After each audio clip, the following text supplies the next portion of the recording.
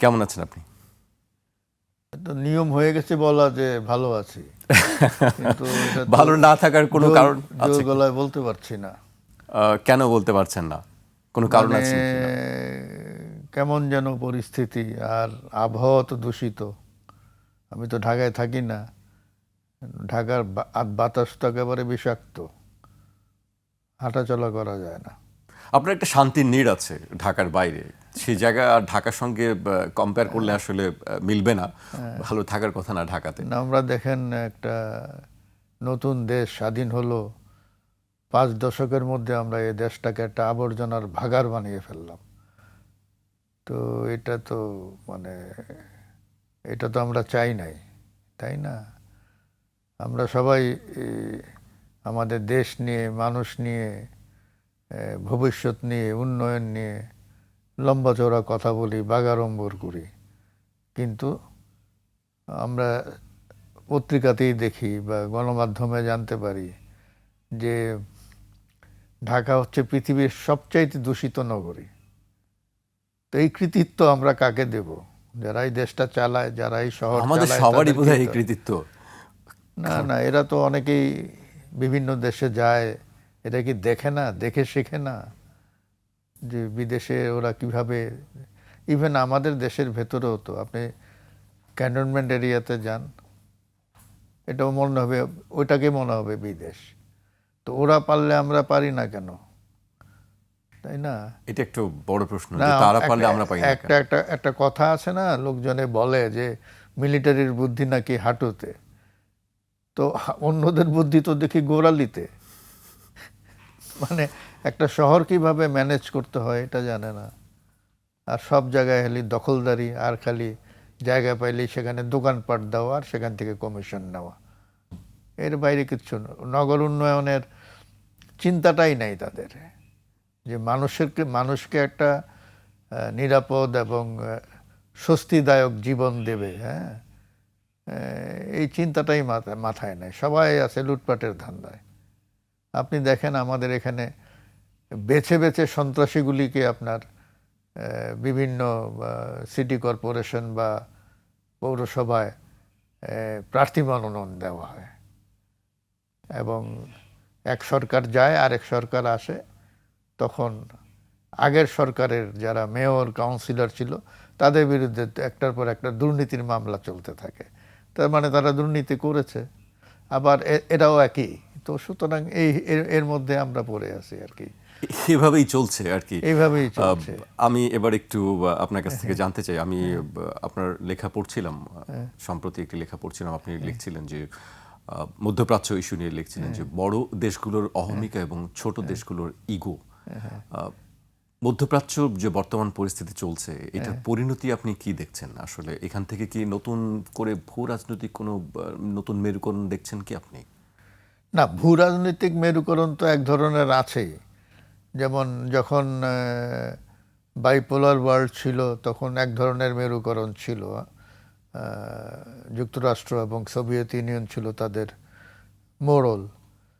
তো সোভিয়েত ইউনিয়নের যখন এটা ভেঙে গেল, তারপরে তো আমরা দেখলাম চারিদিকে শুধু যুক্তরাষ্ট্রের একাধিপত্য। কিন্তু এখন আমরা দেখি যে না, ওইরকম না। অর্থনৈতিক শক্তি হিসাবে চীন উঠে এসেছে, চীনের একটা প্রভাব বলয় আমরা দেখি, অর্থনৈতিক প্রভাব বলয়। রাশিয়াও নিজেকে আবার সংহত করেছে। তো তাদেরও অনেক অ্যাম্বিশন আছে। ফলে বিভিন্ন জায়গায় আমরা দেখি, কিন্তু যুক্তরাষ্ট্র যেরকম মানে আগ্রাসী মনোভাব নিয়ে চড়াও হয়, অন্যরা সেটা না।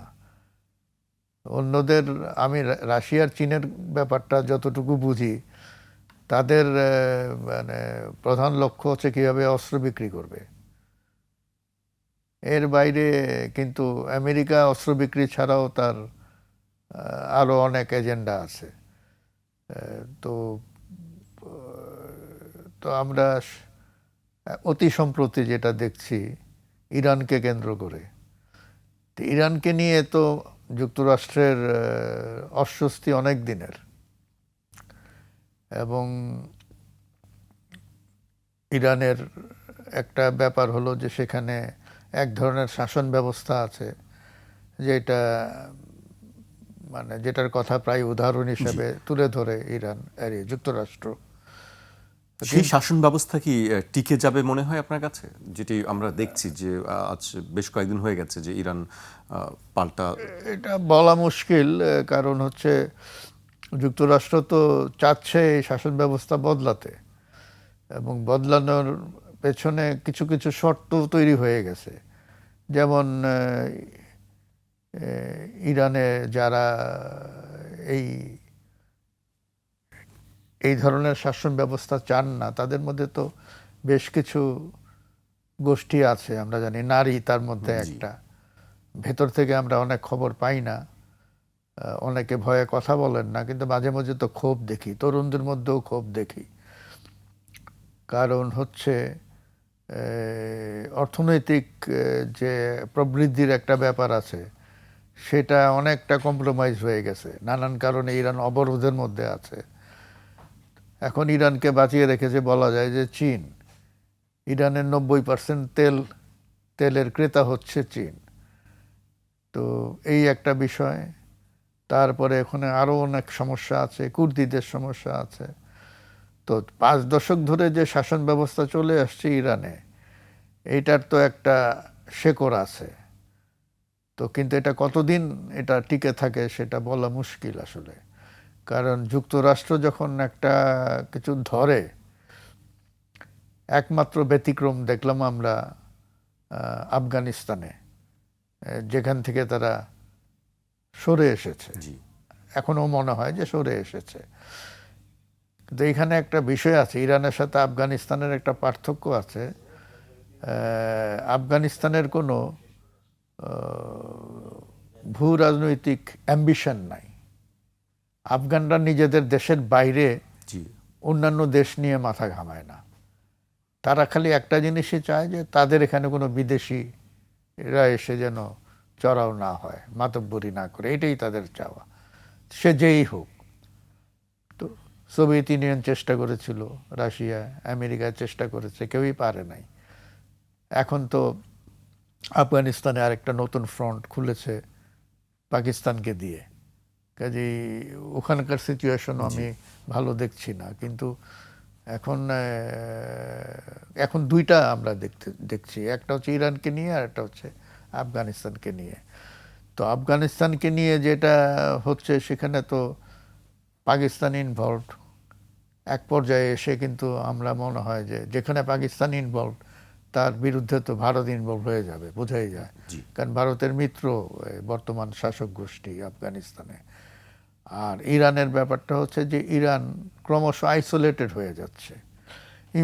ইরান চেষ্টা করছে একটা ওই জিগির তুলে ইসলামী উম্মা টুম্মা এগুলি বলে, কিন্তু বেশিরভাগ মুসলমানের দেশ, তার আশপাশে যারা আছে, এরা কেউই ইরানের পক্ষে না। একাই দেখছি আমরা যে ইরান একাই লড়ছে। সম্প্রতি ইরাক একটা বিবৃতি দিয়েছে, বিবৃতির মধ্যে সীমাবদ্ধ দেখছি। এটাই বিবৃতির মধ্যে। কারণ হচ্ছে আপনার হয়তো স্মরণ আছে যে ইরাকের সাথে ইরানের সখ্য কিন্তু কখনোই ছিল না। এবং ইরাক যখন আক্রান্ত হয় একবার, মানে প্রথমবার যখন আক্রান্ত হয়েছিল যুক্তরাষ্ট্র দ্বারা, ওই সময় ইরানও ইরাক আক্রমণ করেছিল। ভেবেছিল ইরাক দুর্বল, তো সেটা করতে পারেনি, তাদের মধ্যে শত্রুতা আছে। তো এখন দেখা যাক এখানে মানে কতটুকু কি হয়। কিন্তু ইরান ওই যে বিভিন্ন দেশে, বিশেষ করে ওই যে আমিরাত, কাতার, কি বলে সৌদি আরবে যে মার্কিন স্থাপনাগুলো আছে, সেগুলো লক্ষ্য করে তারা যে আক্রমণ হামলাগুলো করছে, এর ফলে কিন্তু তাদের পক্ষে মানে নিরপেক্ষতা বজায় রাখাটা খুব ডিফিকাল্ট হয়ে যাবে।